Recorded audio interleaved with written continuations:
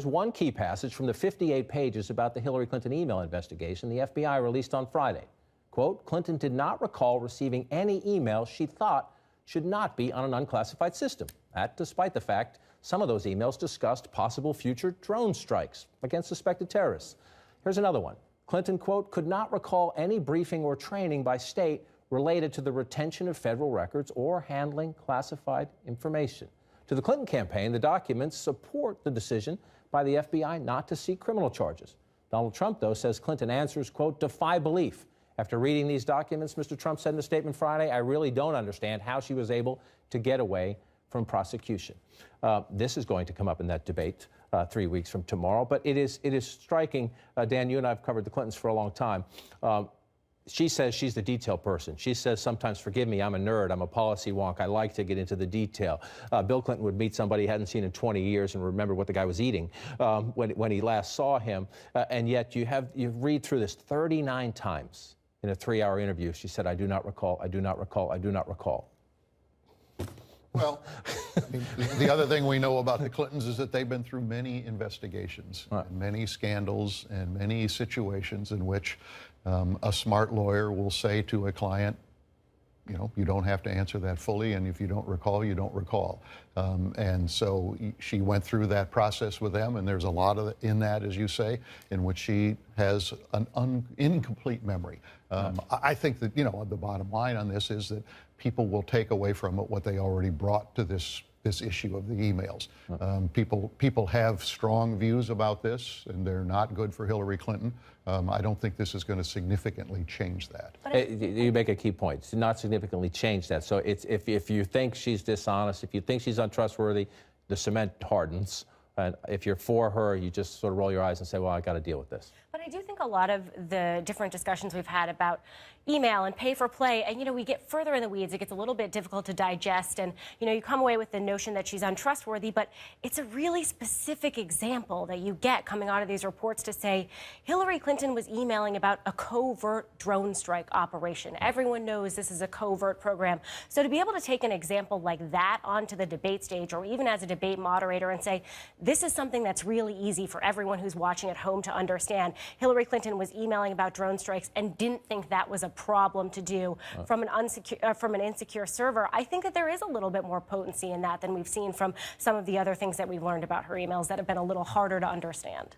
And there's a difference between, there's a difference between something that's not criminal and something that's still unacceptable to people. Right. I think that's what these emails or these transcripts highlight, is that maybe there was nothing criminal in there. They couldn't levy charges against her, but there was still quite a bit that was unacceptable and surprising and shocking to a lot of voters. I think this will matter because it really, I think for people, it sort of defies their common sense test, and that's a problem. And this is also a fantastic issue for Donald Trump. He's someone who has trouble staying on message, but the one message he's really been able to alight on is Hillary Clinton being dishonest, being untrustworthy, playing by a different set of rules. And every time there's a new sort of drip, drip, drip out of this genre, he will hammer it from the campaign trail. And it's sort of the one thing that can really focus him in a way that's compelling to voters. John, I think another aspect of this is FBI Director Comey, who on the one hand decided there wasn't a case that could be won and therefore did not recommend prosecution, and yet in some way or another has clearly been offended by the way she handled this whole process. And so he has continued, starting with the press conference and continuing through this, to push out information that has been harmful to her. And a lot of people think as we get to Labor Day, and we're going to get to some of the numbers in a minute, but a lot of people think the race is over, the race is baked because of her lead in some battleground states. Among those who does not is the great Peter Hart. He's a Democratic pollster. He's also one of the masters of conducting focus groups. He had a focus group for the Annenberg Public Policy Center in Milwaukee a week or so ago, and this jumped out at him. He says their lack of trust about Hillary Clinton stems from a perception of her lack of openness and transparency. Several swing voters explain that when these issues arise, she comes across as defensive and dismissive.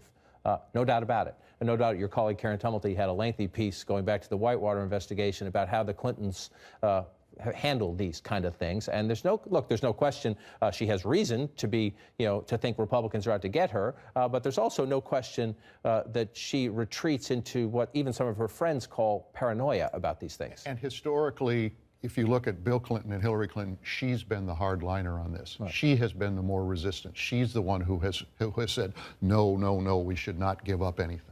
And yet her running mate, it's been, what are we at, 275 days since a formal press conference. I think I'm in agreement with those at the table. This will change before the debate. She's not going to go into the debate, which is in 3 weeks from tomorrow, and have Donald Trump say, it's been almost 300 days since you had a press conference. So she'll have at least one, if not two, before then. But this whole issue of Clinton transparency, Clinton openness, Clinton accessibility, listen to Tim Kaine, a running mate here. God bless the people who get to be vice presidential nominees because they have to say things like this.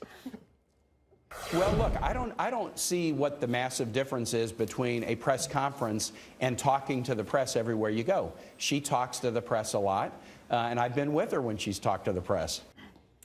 Can we just say, though, that both of these campaigns are just horrible on transparency? I mean, they like to jab each other on this issue, and as journalists, we want more questions. We want more press conferences, and we absolutely think that Hillary Clinton should be taking questions from the press regularly, which she does not do regularly. She does not hold press conferences. But Donald Trump flew to Mexico and left his traveling press corps behind. Donald Trump does not let reporters approach him and ask him questions on the rope line. Hillary Clinton will start flying with her press on a plane. Donald Trump will not. Donald Trump has a blacklist of media organizations he doesn't let into his events. Neither of these candidates really has a leg to stand on when it comes to pointing a finger of transparency at the